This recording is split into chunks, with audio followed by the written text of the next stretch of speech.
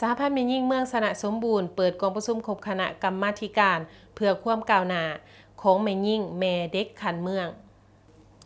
วันที่27พฤษภาคม2025นี้สหพันธ์แม่หญิงเมืองสนะสมบูรณ์เปิดกองประชุมครบคณะกรรมาธิการเพื่อความก้าวหน้าของแม่หญิงแม่เด็กขึ้นอยู่ที่ห้องประชุมของห้องว่าการเมืองโดยการให้เกียรติเขาร่วมเป็นประธานของทานบุญเพ่งศิริวัตรห้องเจ้าเมืองสนะสมบูรณ์ผู้สีน้ำคงเขตเวียกงานวัฒนธรรมสังคมและ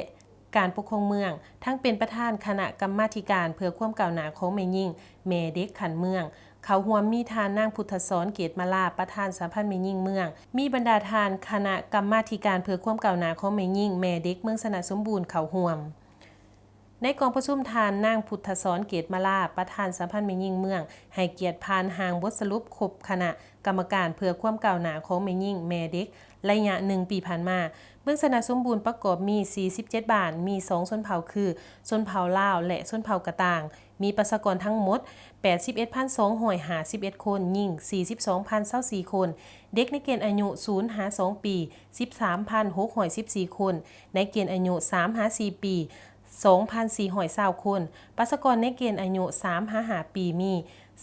3,647 คนประชากรในเกณฑ์อายุ5 ปีมี 1,227 คนประชากรในเกณฑ์อายุ6 ปีมี 1,235 คนประชากรในเกณฑ์อายุ6-50 ปีมี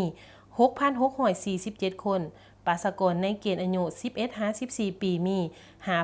5,312 คนประชากรในเกณฑ์อายุ15-58 ปีมี 5,143 คนและคณะกรรมาธิการเพื่อความก้าวหน้าของแม่หญิงแม่เด็กเมืองมี24ฐานหญิง8ฐานในนั้นประจำอยู่ของการสหพันธ์แม่หญิงมี2ฐานคณะกรรมาธิการเพื่อความก้าวหน้าของแม่หญิงแม่เด็กขันบ้านมี470ฐานหญิง47ฐานการจะตั้งปฏิบัติเวียกงานความก้าวหน้าของแม่หญิงมี3แผนงานคือแผนงานที่1โฆษณาเผยแพร่ปลูกจิตสำนึกและพัฒนาข้อมูลข่าวสารแผนที่2ส่งเสริมความเสมอภาคหญิงชายในตำแหน่งตัดสินปัญหาการเข้าถึงการศึกษาสาธารณสุขสวัสดิการสังคมและสร้างความเข้มแข็งทั้งด้านเศรษฐกิจให้แม่หญิงแผนที่3สร้างความเข้มแข็งให้กงจักรและบุคลากรคุ้มครองเวียกงานความเสมอภาคหญิงชายจากนั้นยังได้ผ่านทิศทางแผนการต่อหน้าผ่านตารางสถิติแยกเพศประจำปี2025ขอตกลงของเจ้าเมืองสนะสมบูรณ์ฉบับเลขที่124/จมซบลงวันที่9 พฤษภาคม2025ว่าโดยการแต่งตั้งคณะกรรมาธิการเพื่อความก้าวหน้าของแม่หญิงแม่เด็กอีกด้วยพร้อมนั้นผู้เข้าร่วมกองประชุมก็ได้ผลัดเปลี่ยนการประกอบคำเห็นใส่หางบทสรุปเพื่อเฮ็ดให้บทสรุปครบถ้วนสมบูรณ์ตอนท้ายก็ได้รับฟังการโอล่มของกองประชุมทานบุญเพ่งศิริวัตรห้องเจ้าเมืองสนะสมบูรณ์ตื่มอีก